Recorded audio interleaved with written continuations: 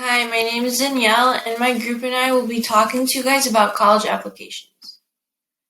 There are 10 steps that you should follow to complete a college application. The first step is to research. Look at the college's websites and look for things that grab your attention. You can also speak to current students, go to college visits, and set up meetings with admission counselors. The next step is to finalize your list. Create a list of all the colleges that seem beneficial to you. Make sure to consider location, climate, and norms because these things can take a toll on a student's mental health. Next is recommendations. Ask your teachers, coaches, and counselors for a letter of recommendation. Make sure these people know you well enough to say good things about you. Next is standardized testing. SAT and ACT testing is a big part of the application. Take some time to study for these tests and take pre-tests if your school provides them. If you have a testing plan, it will be easier to accomplish your goal of getting a higher score. However, due to the coronavirus, many colleges are waiving ACT and SAT scores for the class of 2021. Once you turn in all your applications and get accepted, choose where you want to go. Do not forget to ask yourself if going to that school is beneficial to you. Next, create a timeline. This will help you decide whether or not you want to make an early decision or regular decision. Taking early action will help you get accepted faster, while regular action will help you to do more research and make a final decision. Next, you're going to want to have a theme for your application. This means surround your application around things that relate to your career pathway. For example, if you plan on becoming an engineer, make sure to include all the programs and any certificates you have that apply to engineering. Next, write your college essays. The first step to writing your essay is brainstorming. Next, you're going to want to think of the structure of your essay. Two of these structures include montage and narrative. Finally, revise. You should have at least 3 drafts of your essay and have a different person look at each one. Also, some colleges do not require an essay, but it is recommended you write one. Next, make sure to consider finances. College tuition is really expensive. To help with finances, you can apply for FAFSA, which will help cover some of your tuition. Filling this in can be very tedious, but there are resources that can help you along the way. Another way to cover finances is applying for scholarships or getting a job for extra cash.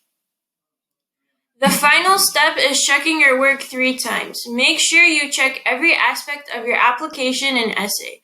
If it helps, get a couple other people to look at it and make sure that you did not miss anything.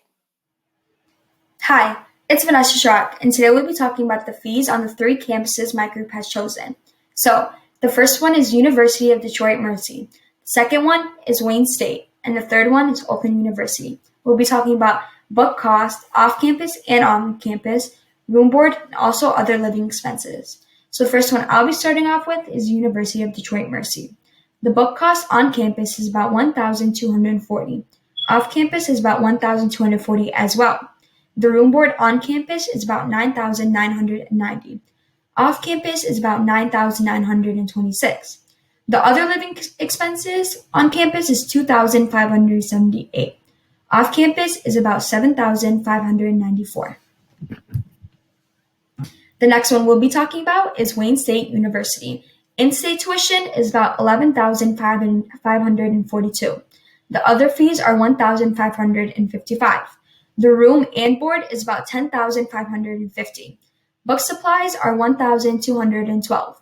The non-residents can pay up to other fees, which are $1,555. The room is about $10,550. And then the book supplies for them are the same as the residents, which is $1,212. And the last one we'll be talking about is Oakland University. Oakland residents can pay up to $25,524.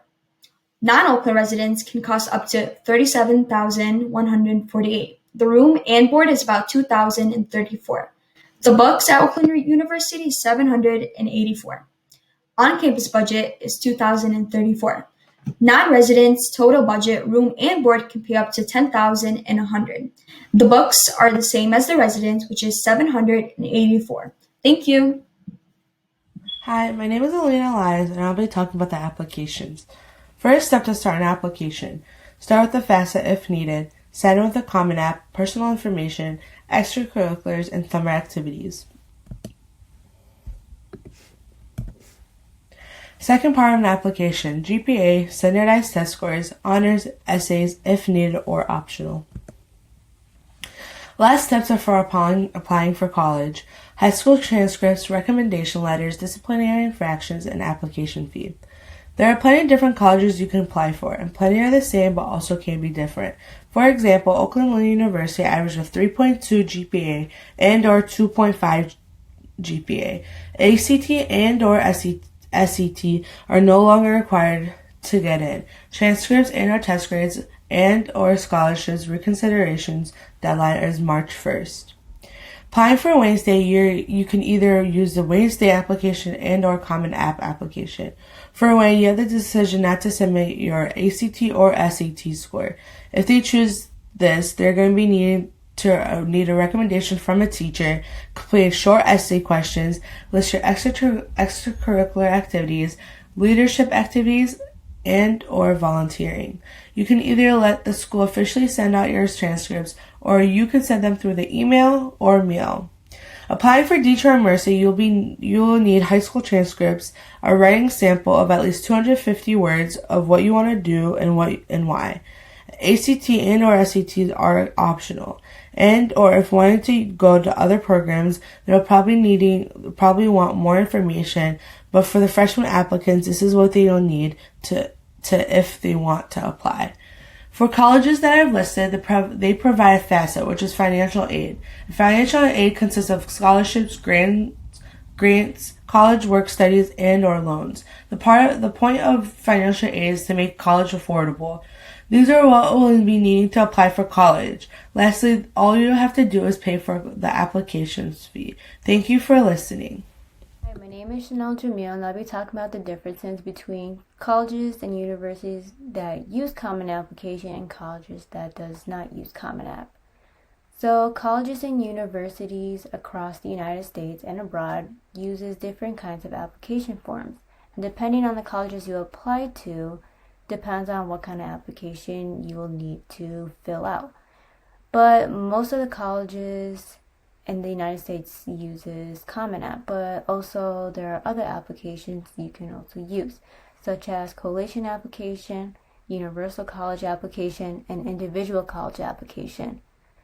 Basically, these services help make applying to colleges much more easier and less time consuming by creating a centralized college application system. So this allows students to apply to multiple colleges using one application rather than needing to fill out separate application for every school they apply to. So basically, Common App is used widely across the United States, like I said, and this map basically shows the many colleges and universities that are supported by Common App. And this includes Wayne State University and Detroit Mercy.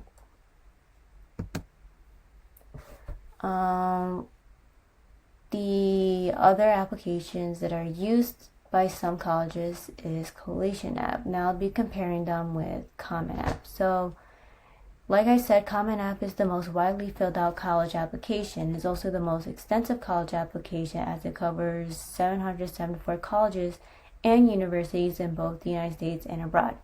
And this allows students to apply up to 20 colleges. Now, Collation App, it's relatively a new application option for college candidates, and only 132 schools are Collation members, as opposed to almost 100 schools are covered by Common App. And even though it is an app that is more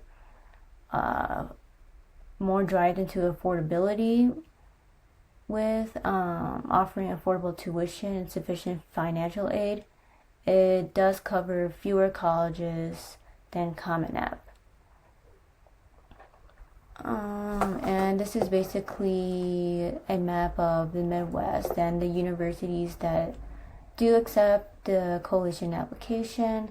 And this is a helpful guide of whether or not you should use coalition application. And this is its logo.